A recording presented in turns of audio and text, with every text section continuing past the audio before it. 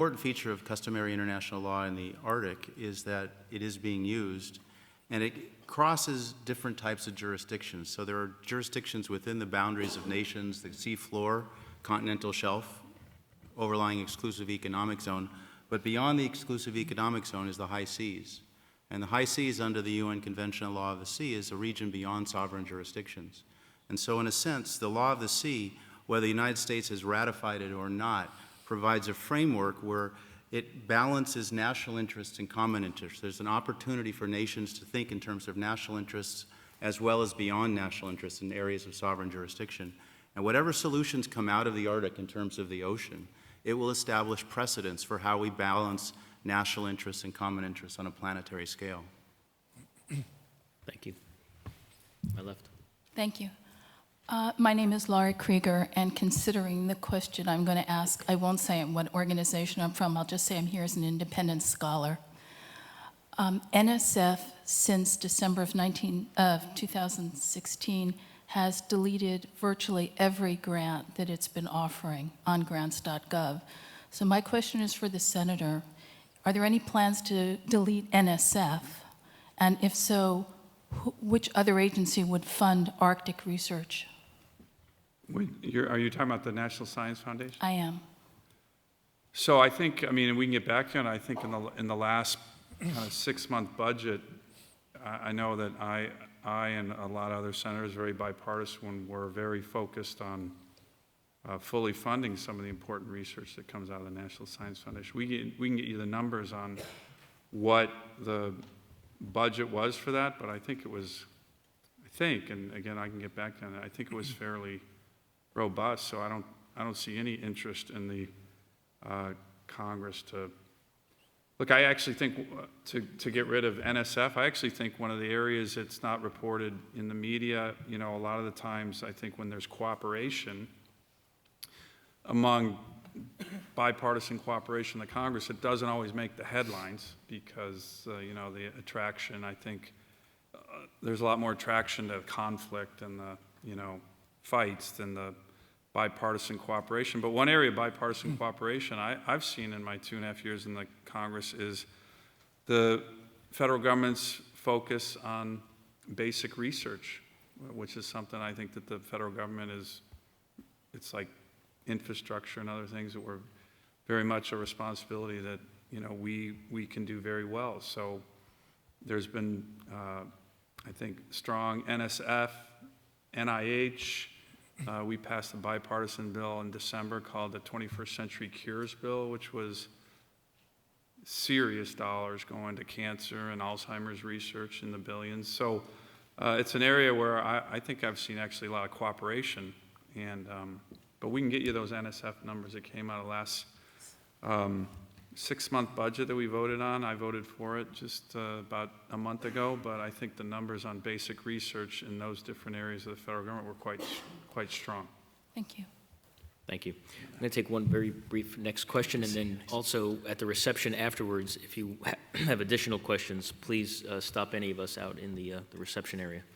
Okay, I'll be quick. Thank you. My name is Bill Greer. I'm from the Institute for Defense Analyses in Alexandria. I have an operational question. It's not a acquisition or a strategy or policy. My question has to do with envisioning the nearer future as Russia builds up, as we begin to move more presence, either Coast Guard or DoD forces, into the Arctic, and also NATO, particularly Norway, does the same. There's a chance of miscalculation and misunderstanding. What sort of operational measures are in place now or should be in place to prevent an escalation of an accident even or a serious situation at sea in the Arctic area? I'll go ahead and take that question. Thank you. Yeah, so in the East-South China Sea, Navy, PLA Navy, they have what's called the Code for On-Plan Encounters at Sea. And so we don't have anything similar to that, but at the same time, you don't have large fleets operating up in the Arctic either. And quite honestly, our Coast Guards operate quite collegially together. And I'll give you an example in the North Pacific. Next month, I will send a frigate to the Western Pacific It'll have a Chinese shipwriter on it. We'll be working with the Russian Border Service. We will fly aircraft out of Japan. We'll be working with South Korea. And so if you think of it, you got the United States, just think of this triad between the United States, but then you've got China, Korea, and Japan, who probably won't work bilaterally together, but they'll work with the United States. It's a different paradigm if we look at the Arctic, because we have some of these are NATO members, but quite honestly, when we look at what are the near-term threats, and it's a sinking at sea, I think as Agruson alluded to, the near-term threats are probably more humanitarian and not military in nature that really speak to Coast Guard equity. So I don't see a near-term requirement because we don't have vessels shouldering one another off. Should they try to ply the Northern Sea Route or the Northwest Passage and do that as a freedom of navigation exercise. But I think those straits probably do need to be addressed at some point in time as what is the way ahead as we address those two waterways, especially from a commercial aspect, maybe less so from a military one. Thank you. Would you please thank the panelists for this, I thought, excellent discussion. Thank you very much. And now we'll transition to the last panel of the day. And again, if you have questions, we'll all be out in the reception area following this panel. So let's transition to the next one. Thank you very much.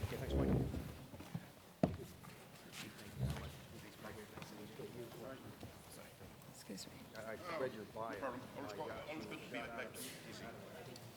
That's true.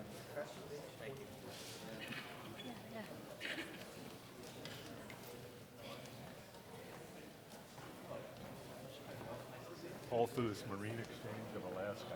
You by your headquarters with Ed Tate, I do all the vessel tracking. And it was about maybe a year ago. I visited you. All right. So good to see you again. Yeah.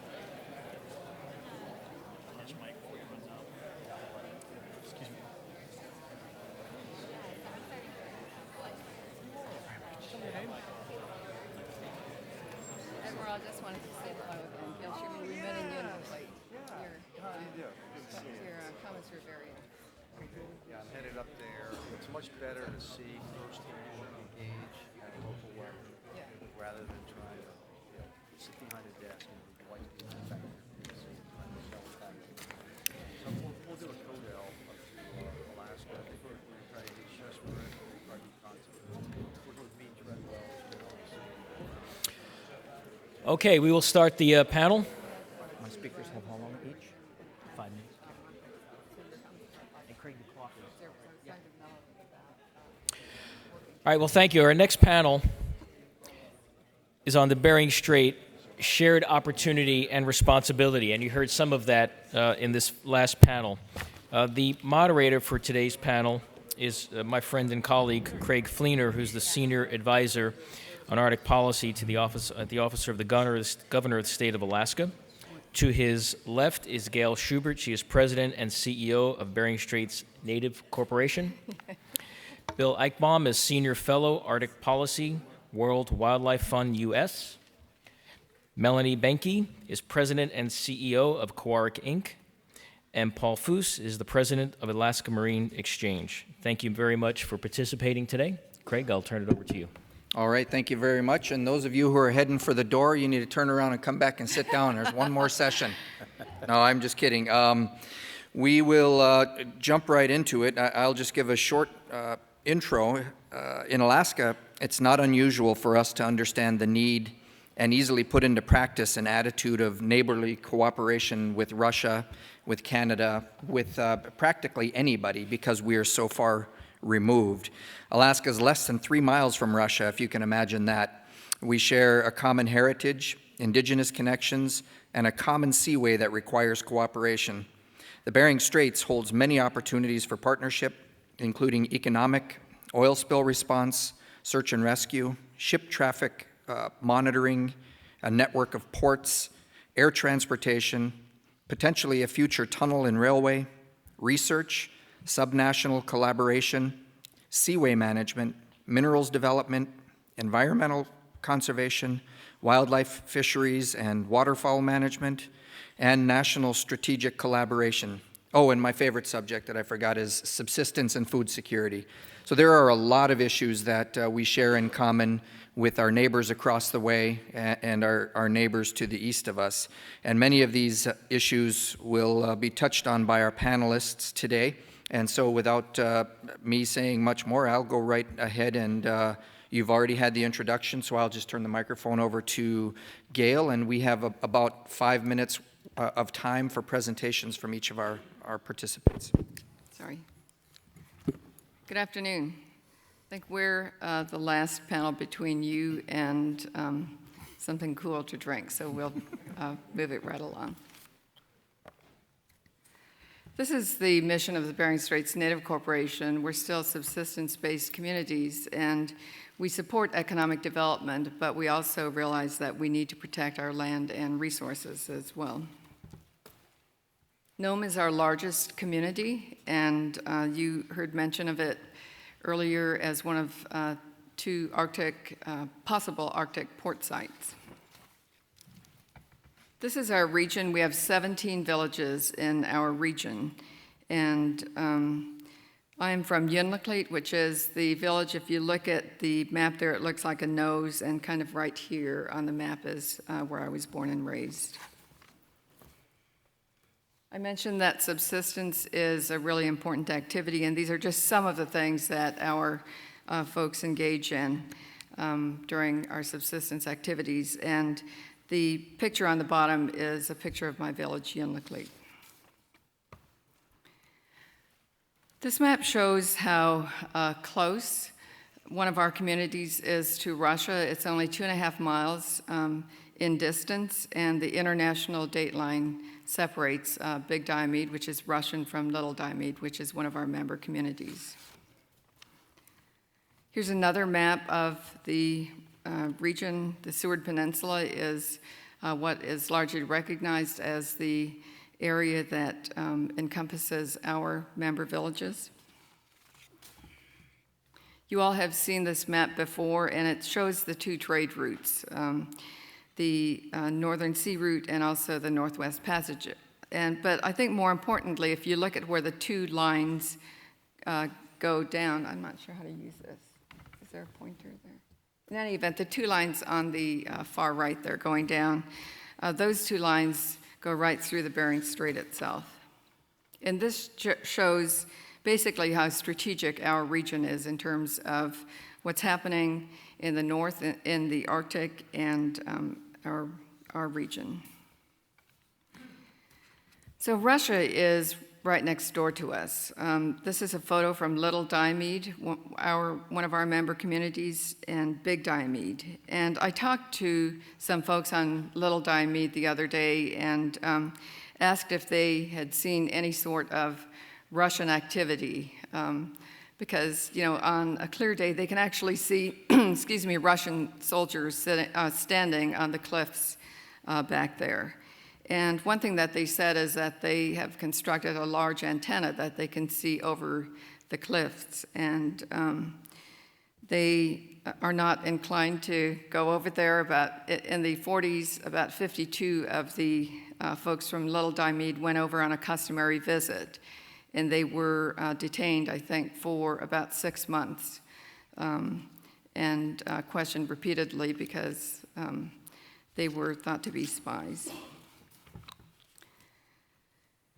So about 5 years ago, when I put this slide together, it was kind of tongue-in-cheek. But it seems lately there really has been a lot more chatter about the fact that Russia thinks it got a raw deal, selling Alaska to the U.S. for 2 cents an acre. One of the things that has also been noted is that Russia really has stepped up military activity in the Arctic, despite what they say. Russia began restoring its military capability and infrastructure in the Arctic in 2012. And basically, the Defense Ministry is building or restoring facilities on the continent and the Arctic island from Franz Josef Land to the Bering Strait. In recent years, Russia has unveiled a new Arctic Command, 4 new Arctic Brigade combat teams, 14 new operational airfields, 16 deep-water ports, and 40 icebreakers with an additional 11 in development. And as Admiral Zimkov said earlier, we have 2 icebreakers. One is functional, and it's my understanding, at least as of April, that the other was not really functional. So it's really clear, in my opinion, that Russia is militarizing the Arctic, irrespective of what they say. I'm going to run through some slides and not discuss some things because of time. So Russia has assured us that most of the capabilities that they're building up in the Arctic have only defensive application and often serve dual purposes in supporting other government objectives, such as enabling resource development, supporting shipping along the Northern Sea Route, or contributing to Russia's broader search and rescue capability. They also assert that none of these developments present a real threat to Canada or the North American Arctic. They assure us that construction of a new dock at an Arctic military installation is needed because the existing facilities are not big enough for the giant nuclear icebreakers that are coming off the production line. And so you hear all this activity going on in Russia, and you ask, well, what are we doing? The first thing that I would note is that Congress is looking at cutting $54 billion from its budget. But there are a lot of national security concerns that the U.S. has to deal with. And those include strategic ports in the Arctic, missile defense because of North Korea and other countries, icebreakers, and we also need to ensure freedom of the seas in the Arctic, as well as telecom and domain awareness. The Coast Guard said earlier that they need 6 icebreakers to cover responsibilities at the North and South Poles, and they cost $1 billion to build. And Senator Sullivan, speaking before the Alaska Federation of Natives in 2017, said, Russia has superhighways, but we have dirt roads with potholes. Unfortunately, I think that's largely true. This map behind me shows Port Clarence, and it's an area that has been described as a natural deepwater harbor. And recently, we were Bering Straits Native Corporation was allowed to proceed with its claim of about 2,000 acres at Port Clarence. And so we're hopeful that as the Arctic continues to develop and as infrastructure continues to develop, that it's one of the areas that will be considered for a port facility of some sort. One of the earlier Russian presenters said that because of U.S. sanctions and restrictions, U.S. investment community won't be able to partake in most of the Russian major projects. And what I'd like to say is that we're open for business, and we'd welcome your investment dollars. Very and good. those conclude my remarks.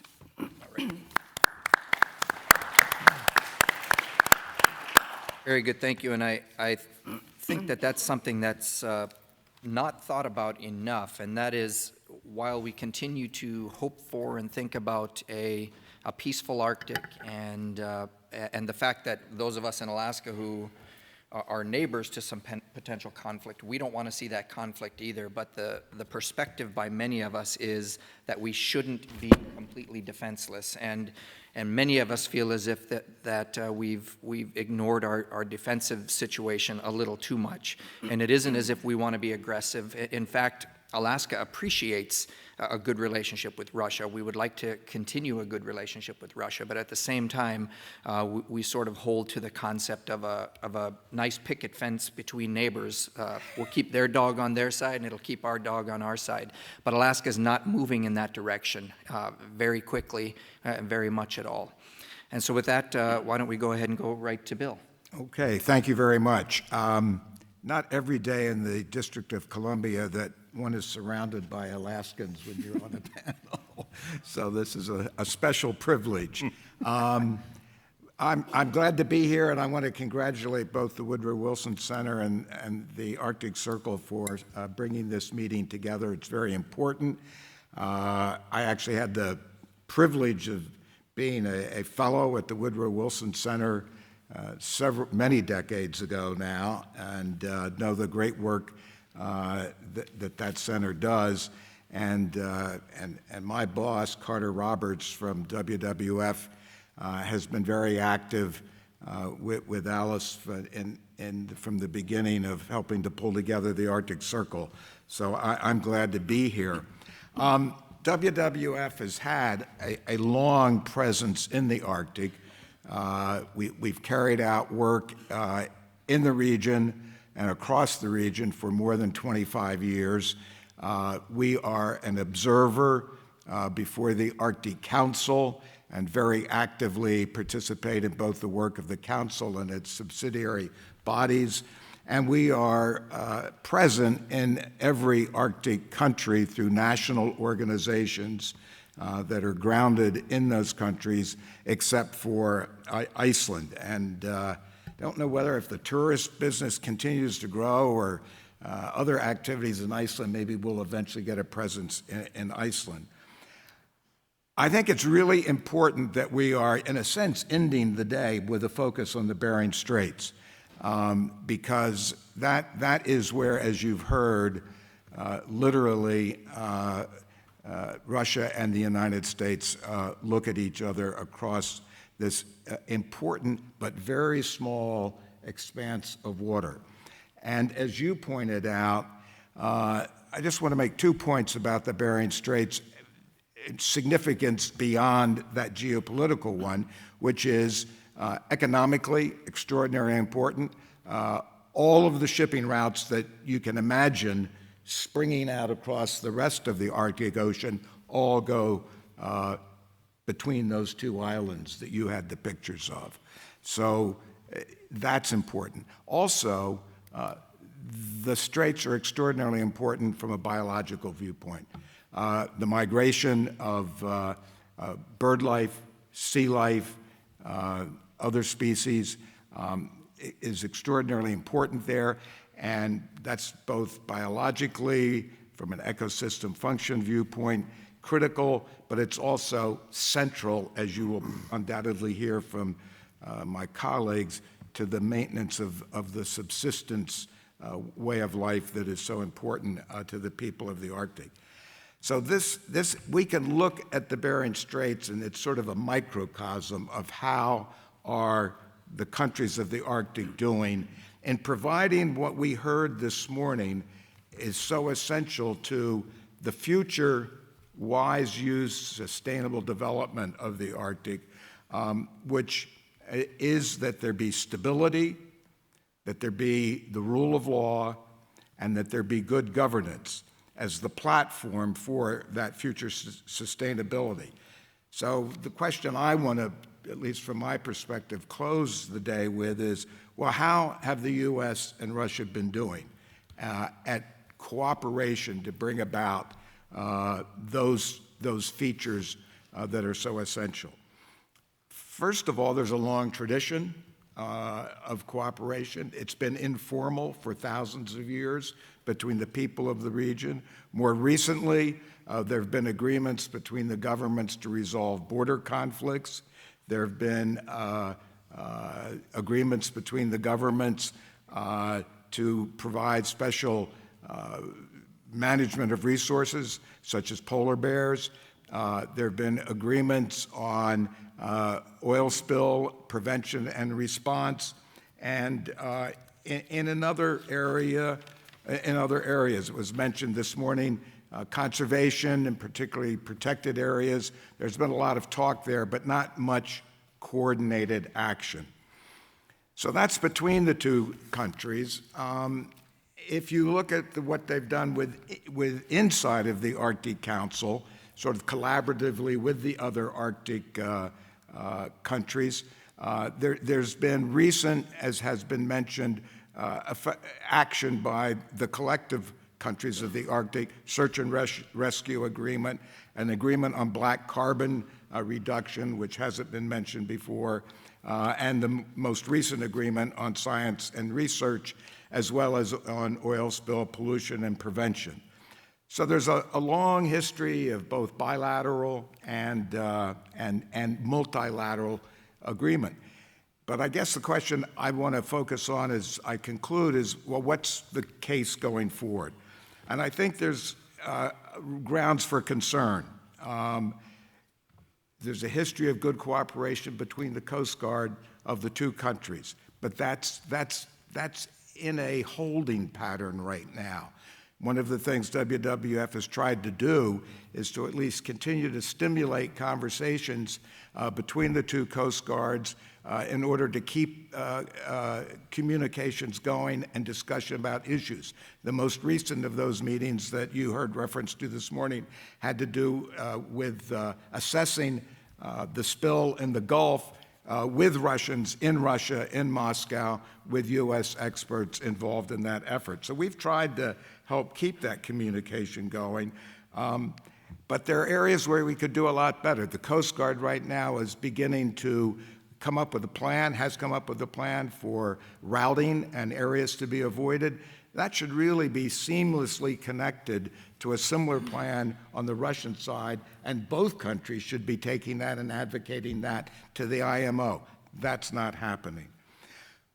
We did a scorecard at WWF on how the Arctic countries are doing overall in implementing their recommendations that they make at the ministerial level of the Arctic Council. We released that scorecard at the ministerial meeting in Fairbanks in April, and quite frankly, the countries, most of them, are not doing a very good job on most issues in terms of actually implementing programs in their countries at the local level, at the state level, that implement those ministerial decisions.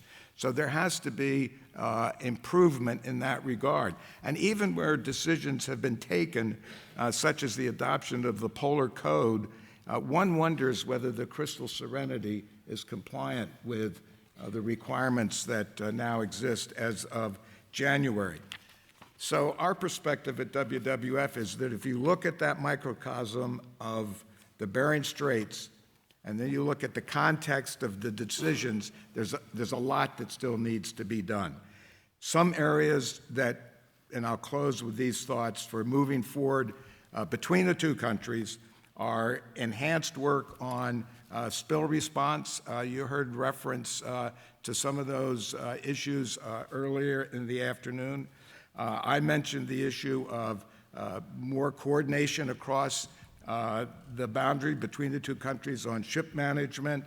I think that there is real room for progress in the area of special management of critically important marine areas, particularly. The Russian side is doing a very good job on that effort. I think there's been less progress on the American side. And then I think, finally, there might need to be some strengthened mechanisms in the Arctic Council to see that the very excellent policy recommendations and the very excellent science work that gets done, actually then there is follow-up and implementation by the governments at the appropriate level, whether it's state, federal, or even more local. Conclude by saying that the recent meeting on Arctic dialogue in Russia, President Putin fairly affirmatively spoke to these issues and his remarks. And I think that perhaps the meeting between President Trump and President Putin that is in the offing in the future would offer an opportunity for President Trump to join, and we would see a convergence of strengthening that coordination between the two countries. Thank you. Thank you.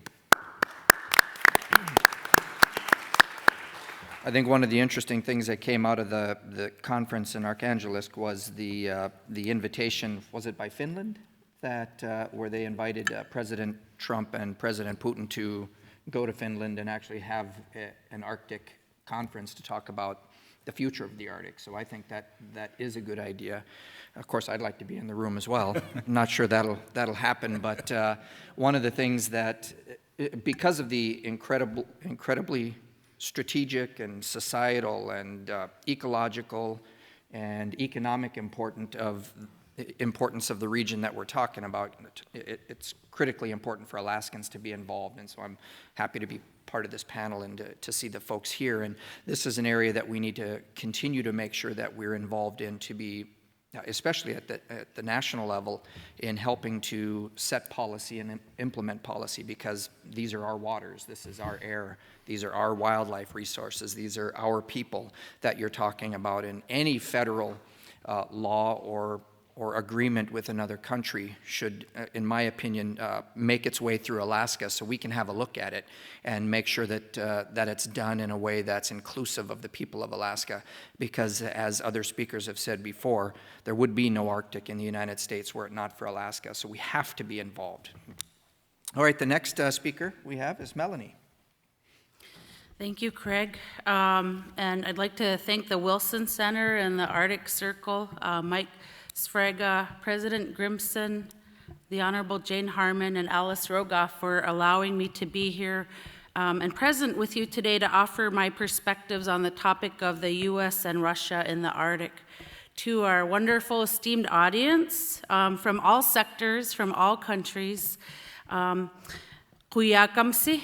Although English is my second language, my first language is Yupik, Siberian Yupik, Kuyakamsi. I also did take a little bit of Russian in college, so to the Russians, Zdravstvuyte, and of course to our Americans, hello and welcome. My Yupik name is Akekukak. I'm Melanie Banky. I come from the island that you call St. Lawrence Island. It was on the map earlier that Gail showed. If you think about how it looks physically, our name for it is Sivokak, which means wrung out. So I know my people were mapping well before Google Maps came around, because it does look like it was wrung out. We share the same heritage as indigenous people on the Chukotkin side, our fellow brothers and sisters in the Chukotkin region. And I know it's been a long day. Humor is one of our cultural values. I'm not a best joke teller, but I'll try. Anytime I speak, I try to question my own qualifications.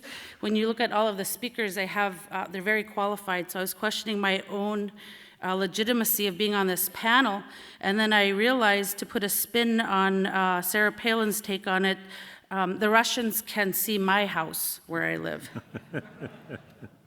More seriously, though, I offer a human lens from our region. I am a mother, sister, wife of people who live in the Arctic. My brothers are bowhead whalers. In St. Lawrence Island, we do come from a long line of people who have lived and thrived in the Arctic for thousands of years, before it was the latest hot topic. We were the first environmentalists, we were the first participants in commerce. Any sector, you name it, we were the first to be there present in the Arctic. I'm also the leader of COERC, which is the tribal consortium in our region. We have 20 federally recognized tribes, 7,500 people living there, and 75% of our population is indigenous. We are ground zero for all things Arctic. Our organization builds infrastructure, we provide social services, we facilitate economic development, we're engaged in research, you name it, all sectors, we're there. We also facilitate U.S.-Russia cooperation. We have a bilateral agreement for walrus monitoring, research, and information sharing, so we're very engaged. We do share, I mentioned, with our Russian indigenous brothers and sisters thousands of years of history, language, culture. To put this from a human lens, I want you all to think of the closest person that you're related to, your closest relation. And imagine if all of a sudden one day somebody waved a geopolitical wand and you could not communicate, you were cut off from that person. That is basically what happened to us during the Cold War when the Iron Curtain dropped. And we don't want to see a repeat of that. I realize that there are tensions right now with the US and Russia, but we talk about industry and environment and government, all these different sectors, but things need to be viewed from a human lens. We rely on the air, land, and sea for our survival, very literally. And now that we are reconnected, we do not want a repeat of what happened during the Cold War and being cut off from literally our relatives and our relations. As Indigenous people, we are subject to the political winds of our two superpower nations, of which we are citizens. And I want this to be at the forefront. If I could set a gold standard, today the Norwegian parliamentarian, and I hope I don't mutilate his name because although I took some Russian and Spanish, speak Yupik and some English, I've not learned Norwegian. I think his name was Eirik Syversten. He said in their nation, they are putting the people of the Arctic first in all of their considerations. I view this as the gold standard from a human lens perspective. Our human bonds and our human rights shouldn't be placed second to any special sector, whether it's natural resources, state rights, national rights, industry rights, animal rights. Human rights need to be considered first and foremost. We don't want to become an endangered species. This is the second wave of westernization, and so as Honorable Jane Harman said, this time we can get it right. There are very real challenges and opportunities, and that was what I was asked to speak about. This panel is asked to speak about the challenges and responsibilities and opportunities in the Bering Strait region. In our region, we've got 5 villages in imminent danger. Because of climate change, erosion, there's a need for mitigation, so that's a challenge. We speak of ports and icebreakers. One of the challenges in our region is that we still have basic needs lacking, such as water and sewer and housing. We have management of our natural resources. We'd like to see co-management be more of an opportunity. We have social issues. These are some challenges. Maritime security is a challenge. The lack of oil spill response, disaster preparation, that's a challenge. That's a real challenge. But what are the opportunities? I think there are opportunities. Many people mention it today. The Arctic is a neutral zone for U.S. and Russia to come together. And not just, I think, our political forces, but all sectors. If the researchers are working together, if industry is talking to one another, I think both of our countries will benefit.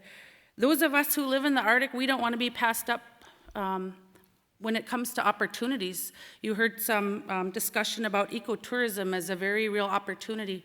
We don't want to be standing on the shorelines while everybody else is benefiting commercially from the opportunities in the Arctic. We live in the Arctic and we should be benefiting from the opportunities. We're at most risk for all of the activity that's going on. That's my time to stop for myself. Otherwise, I could go on and on. I do think that we have a lot to offer, too. Our hunters are first observers. We've got thousands of years of observation. We can be contributing to research, infrastructure development. In our region, the tribes support the need for a port system being put in place. Securing our borders. There was, Megan asked a question earlier about our Alaska Territorial Guard, Alaska National Guard, reinvigorating that. Our young men and women stand ready and they want to participate. We want to take ownership, responsibility, and participate in the opportunities in the Bering Strait region. I'd like to invite you all to hold your next dialogue in Alaska. I mentioned I also took a little bit of Spanish, and they would say muy caliente here in Washington, D.C., with 91-degree weather, that we're speaking about the Arctic.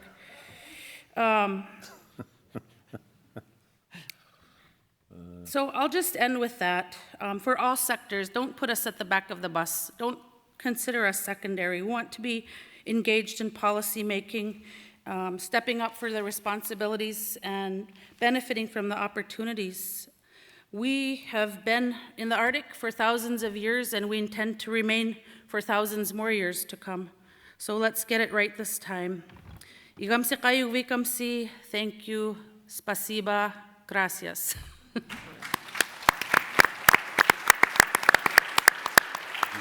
Well, Melanie, I really appreciate the concept of the gold standard, and I often think that especially in the Arctic, that our people are used in this great tug of war. And we had the previous administration wanting to focus only on climate issues.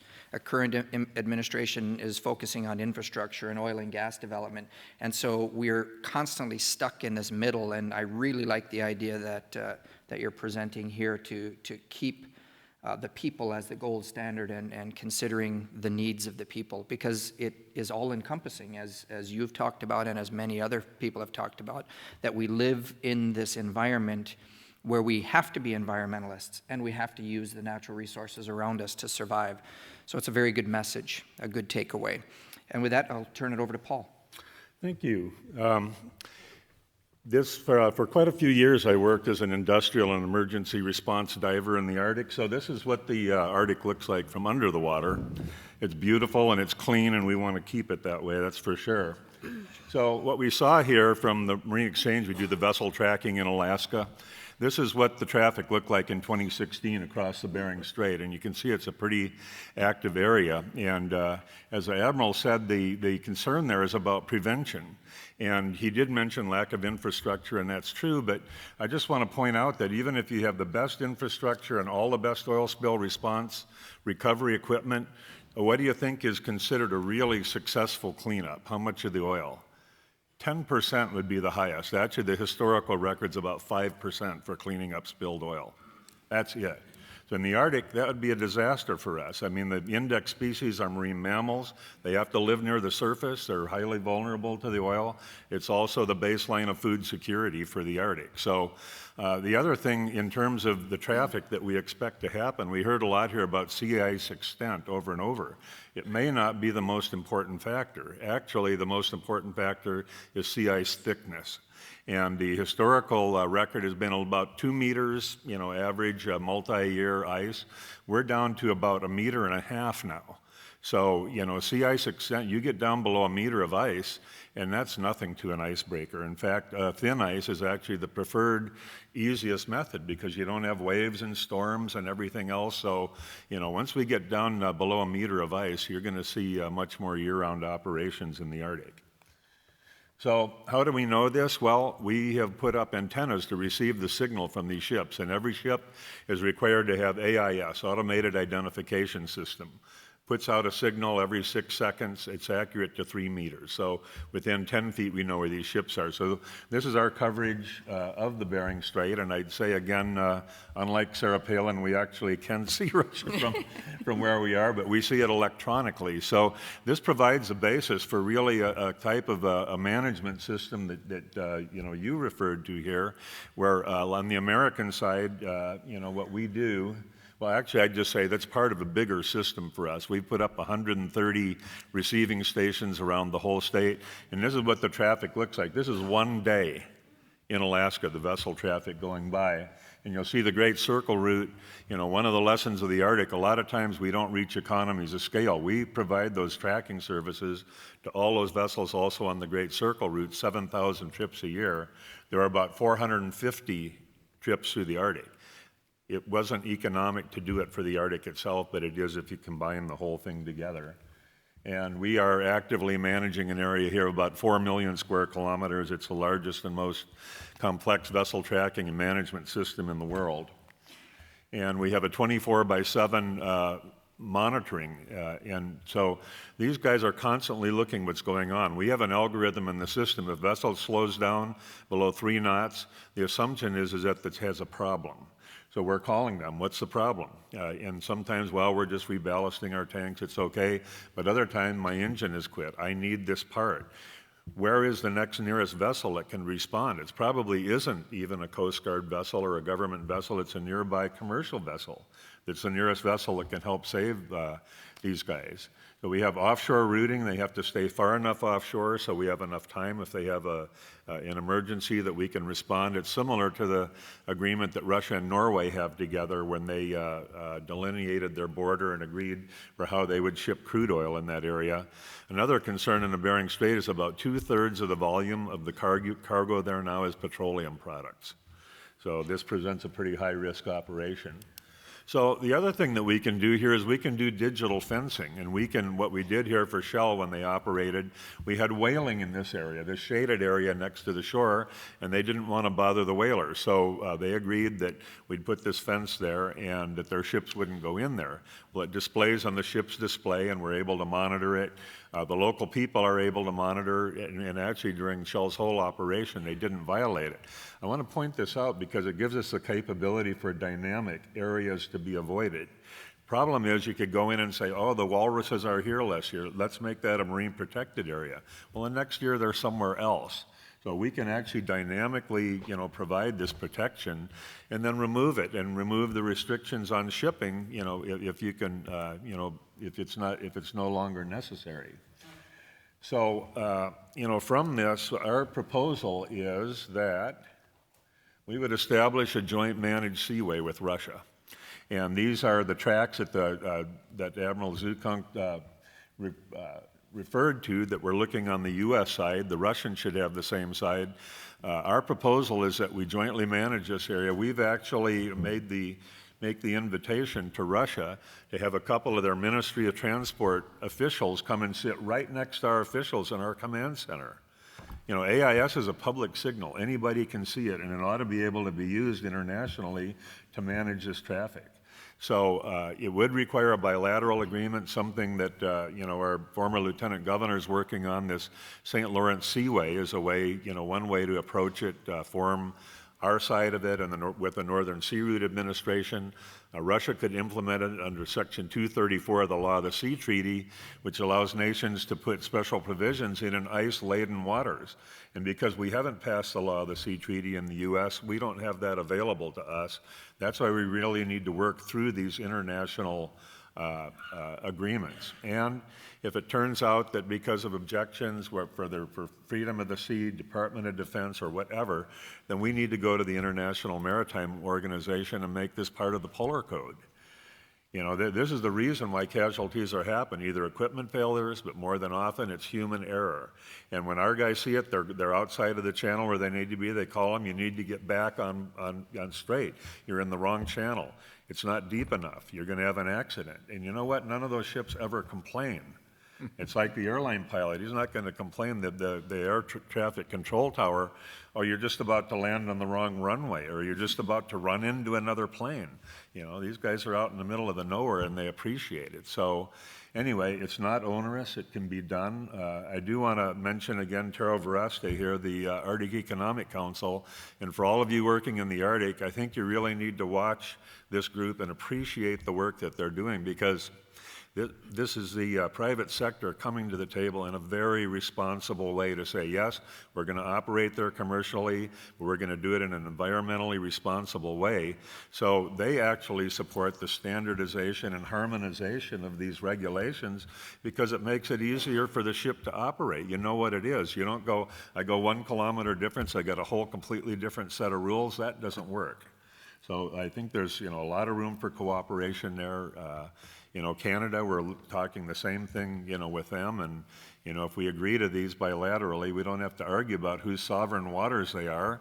We're saying these are the minimum standards you're going to operate by to have safe Arctic shipping. So anyway, that's my presentation. That's how you'd, get a hold of me if you want to. We'd be glad to speak to any of you about this. And thank you very much for the opportunity to be here. Thank you, Paul. So that leaves us with about 10 minutes for questions, if folks would like to line up. And while folks are lining up, I'd actually like to throw one out there, and maybe this is for Paul, but others could probably answer it. And that is that I have a concern that because of our lack of funding, lack of infrastructure, and it seems like a lack of will, that if the U.S. doesn't get more serious about the Arctic, about the Bering in particular, that as ship traffic increases through the straits, that we'll lose out on an important opportunity to lead a seaway management type of a program, perhaps because the Russians will be more capable. And so I don't know if that's a legitimate concern. Is it legitimate? Is it something that I shouldn't be worrying about? All is well? I mean, you have a great presentation, and I've heard it several times, and every time I love what I'm hearing, but I'm still concerned. Well, we look a lot at what the Russians have done. And as I look at it, I really don't look at them as offensive capabilities. They're really more like logistic support. These are small units. They're cross-training their people in how to do oil spill response and emergency response. They're putting in emergency response centers. They've just, this last year, launched 3 salvage emergency response vessels, which are basically for their Coast Guard, which have firefighting capability, oil spill response capability, towing capability, helicopter search and response capability. Our own Coast Guard vessels don't have that. The last time we retrofitted our icebreaker, we took all the towing gear off it. I don't know what the design for the new icebreaker is going to be, but it better have at least that capability so that it can, render assistance to a vessel that's in trouble. I don't fault the Russians for what they're doing. They're just occupying their own space, and I just wish that our own country would do the same. So what you're saying is I should worry. I have a right to worry. All right, I'm going to worry. All right, we'll go ahead and take the question. Lady on the left, please. Yeah. Hi, my name is Mindy Reiser. I'm vice president of an NGO called Global Peace Services USA. I'm sorry I missed a good part of the conference, but I've been here for about 2 hours and it's been illuminating. What I don't understand very clearly is the opportunity of the peoples who have a shared heritage going back millennia to visit each other. We're talking about 2 different countries, United States and Russia, and it's not clear to me what obstacles there are, what possibilities, do they need to get visas? Could you clarify this? I gather in USSR times this was not simple at all, maybe impossible. What happened when the Soviet Union imploded? This would be 1991. Through now, if you could walk me back a little bit over this period and where things stand, that would be helpful. I'll take a stab at that. I'm no expert other than locally what I do know. So following the Friendship flight that they mentioned earlier in 1988, that lifted the ability for us to go back and forth. And currently, if you're an Indigenous person, you can travel visa-free over to Chukotka to visit your relatives. There are 2 communities that we have very strong ties to over there. So visa-free travel is a current reality, and what I was saying was I want that to be maintained, that we're seeing these political tensions, we read about them in the news. Right now, Indigenous people can travel back and forth by boats, umiaks, when the weather permits, or through Bering Air, which flies commercial charter flights back and forth. It's an hour-long flight. Does anybody monitor that on the Russian side? Do they ask for any documents? Yes, you have to have an invitation. You have to document that you have an invitation and a place to stay, and both sides monitor the visa-free travel. You have to apply for visa-free travel. I would just caution, though, that if you have a Russian surname, you should be careful about going over, because I have a former client who went over on one of those freedom flights, and she had a Russian surname, and they were not going to let her leave on the flight. They actually had to hold the flight on the ground because, they were damned if they were going to leave her there. She couldn't speak a word of Russian. She had a U.S. passport on her, but because she had a Russian surname, they were convinced that she was trying to escape the country. There definitely are still challenges. Not about maybe a decade ago, there was a boatload full of Russians who had to return by a certain deadline per their government, and even though the weather conditions were not ideal at all for traveling and everybody told them not to go, they had to meet that deadline, and all people on board that skin boat perished. And then just last year, we had somebody from Savunga sort of stranded over in Russia for a period of time, and he made the national news trying to get back to the U.S. So there are challenges, and it's been through the U.S. government's cultural exchange grants, through, for example, the Beringia program within the Park Service, that we're able to go back and forth. Can I add to that question? Is it the same for Aleut people and others that live along the coast? Because I haven't heard of of easy transportation back and forth for those folks? Do you? Yes, they can. They can go to the Komandorsky Islands. The Aleuts can visit each other visa-free as well. Okay, thank you. Yes, sir. Yes, I'm Russell King. I'll direct this as Ms. Schubert or whoever would like to answer. But there's an international maritime boundary that goes through the Bering Straits, roughly north and south. And there are certain islands to the west of that boundary in the Russian area that at some time since 1867, the Elastic Purchase, have been under U.S. control. I think Wrangel and Jeanette are two of them. Can you tell me the history of these islands? Have they changed control from the United States to Russia or back at any time in the history? Can you tell me, give me a historical perspective of that? A historian here might know more than I do, but my knowledge is mainly based on the two islands that are in our region, the Big Diomede and Little Diomede, and the history there, where traditionally the folks typically went back and forth fairly consistently because there were only 2.5 miles that separated them. And now when folks from Little Diomede, for example, go out to subsist, they have to be really cognizant of where that date line is. Because if they accidentally stray into Russian waters, they said that sometimes there are vessels that kind of start to come out toward them. But they also said that occasionally, I think it might be Bering Air, might stray over Russian airspace between the two islands and do it kind of to see if there's a reaction. Typically there isn't. But I think that what was traditionally done, many decades ago is something that unfortunately really no longer happens as consistently as it did. Does anybody have any information on Specifically, Wrangel? Wrangel Island, some explorers went there, and on that basis, some people feel it ought to be claimed as U.S., but really the assumption is that it's Russian, and they've recently built a small base there, so I don't think anything's going to happen with those islands. Not anytime soon. Okay, we have a couple minutes, so I'll take just these two questions. Hi, I'm Debbie Atek. I'm a Bering Straits shareholder, and this question is specifically for Gail. When I was visiting Alaska recently, a friend of mine was able to pick up the business to turn around the Crystal Serenity cruise that visited Nome. They told me that they got that business because nobody locally was able to fulfill the insurance requirements for that cruise line.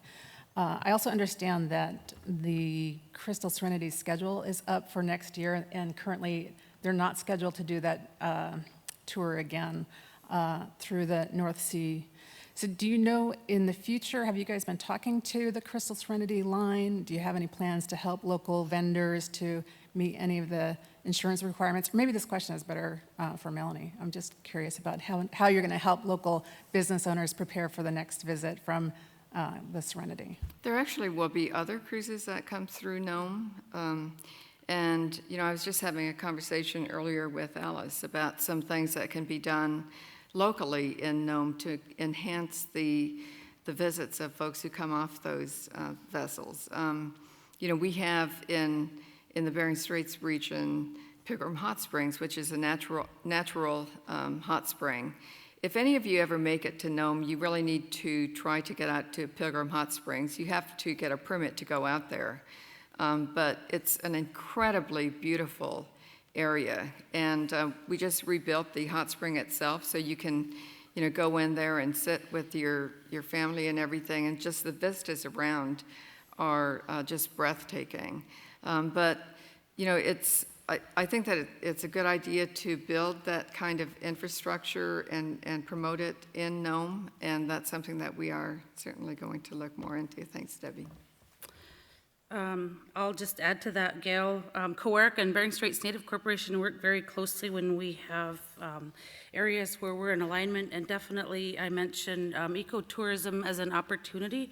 Under the Obama administration, we were able to secure what's called an Economic Development Assessment Team grant through USDA. We were able to bring our people together and have them identify what they felt were economic opportunities, and definitely tourism is one of the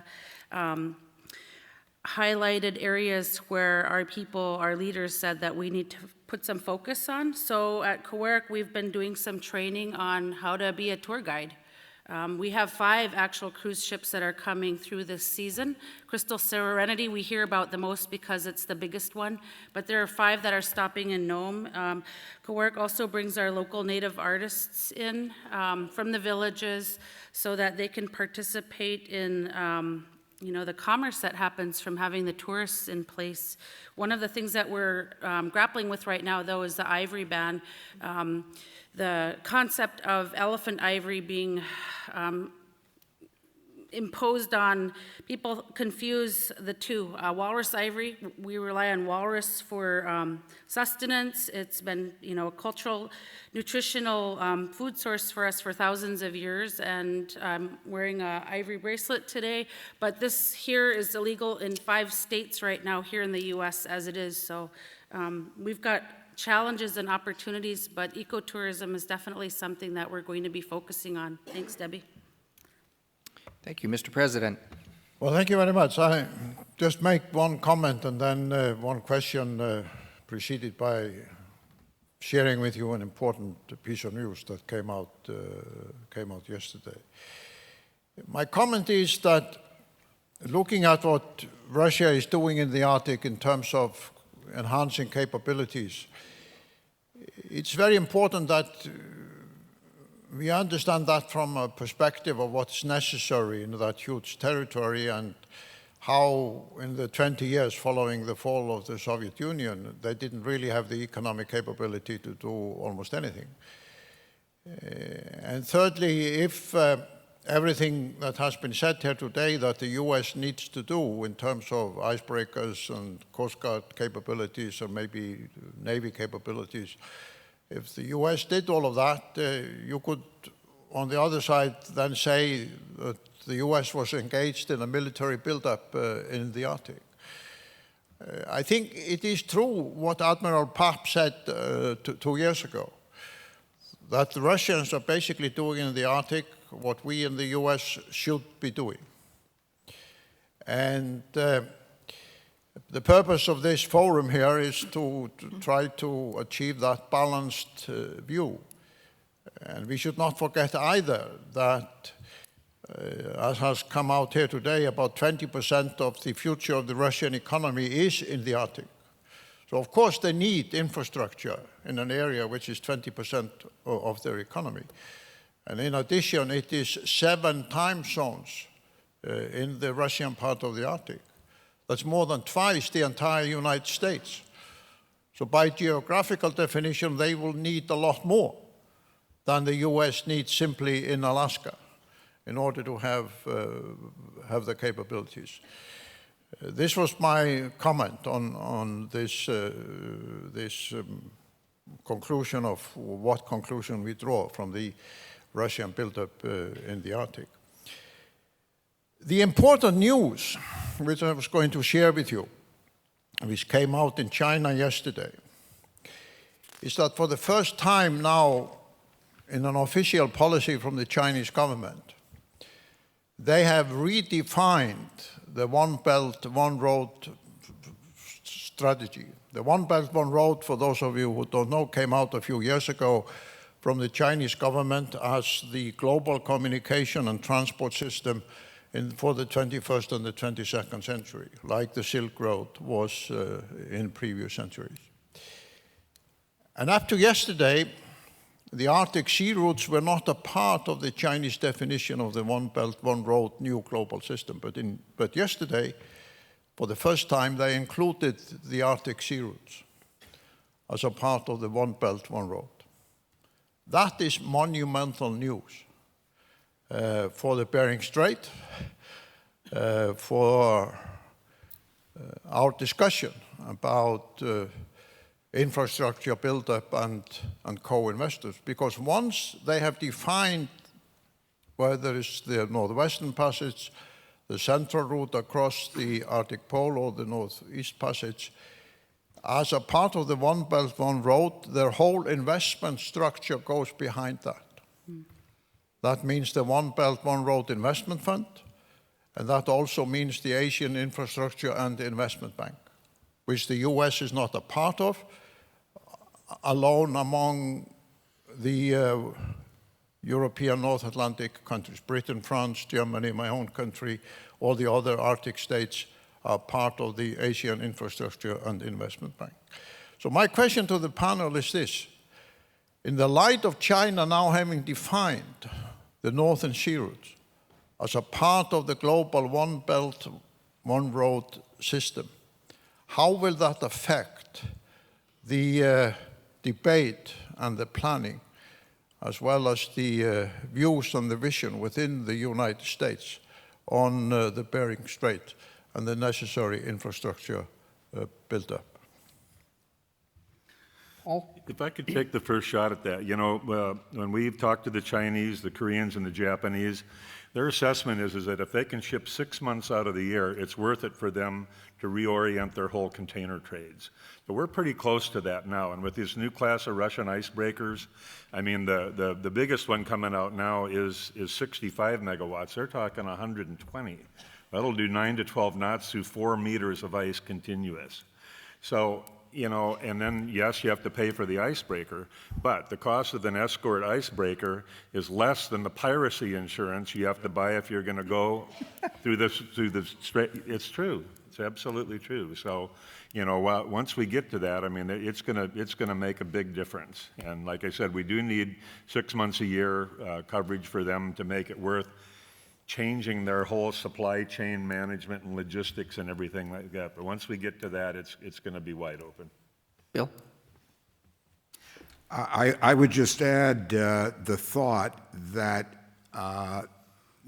going back to my remarks, that the idea of stability, of governance, of the rule of law in the Arctic is essential to be a platform for sustainable economic and social development. And I therefore think as these initiatives, such as the one as you described by China, evolve, they're going to put greater and greater pressure on the countries of the Arctic, including Russia and the United States, to assure that they're providing that stability, rule of law, and governance regime. And it isn't there yet under the framework of the Arctic Council, but it can be. And I think the fact that the ministers in the countries over the last 3 meetings of the Council ministerial body have adopted legally binding agreements is movement in that direction and suggests that the countries of the Arctic recognize that they need to be seen to be providing this stability if the economic development and social development is to take place without disasters. That might be true, but let me point out to you also that there are 2 frameworks for this good governance and stability, in neither of which the United States is a party with all the other Arctic states. One is the law of the sea, which is the internationally agreed legal framework for good governance in this area. And the other is the new Asian Infrastructure and Investment Bank, which all the other Arctic states except the United States are a party to. So if our aim is to establish a system of good governance and responsibility in this area, especially in the light of the Chinese decision yesterday, it's imperative for the United States both to join the law of the sea and the Asian Infrastructure and Investment Bank. Well, WWF has supported U.S. accession to the law of the sea for more than 25 years, and we have some problems with our Senate. So the only thing that I think I would add is and maybe this is just for folks that aren't aware, but the project that you were talking about has the potential, or maybe more than potential, the reality of serving 65% of the world's population with an investment that probably has to grow now. The initial thought was $1 trillion to develop this infrastructure.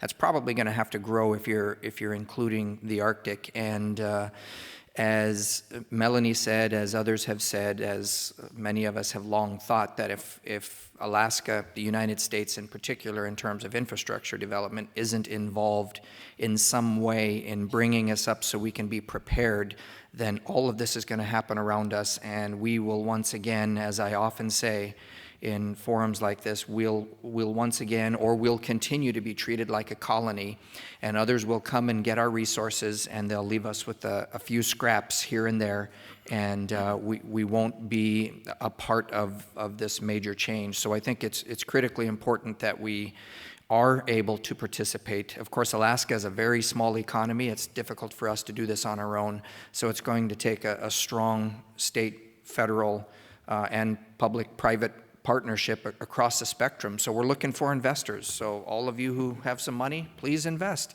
Invest in Alaska. And with that, I conclude, and let's give a round of applause to our panelists. Thank you, Craig.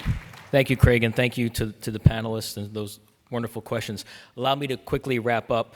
I thought it was a fantastic day. Again, with the help of the North Star Group, we'll have proceedings from today, and want to remind you about tomorrow, which begins at 8:30 a.m. in the Wilson Center Auditorium, where we'll do a deep dive discussion on Arctic investments and then marine operations. That will go through about noon, and then at 1 p.m., we are very honored to host Vice President Mike Pence in this auditorium, and that's at 1 p.m. So thank you very much for what I thought was a wonderful day. Let's continue the dialogue in the fora outside for a reception. Thank you all very much.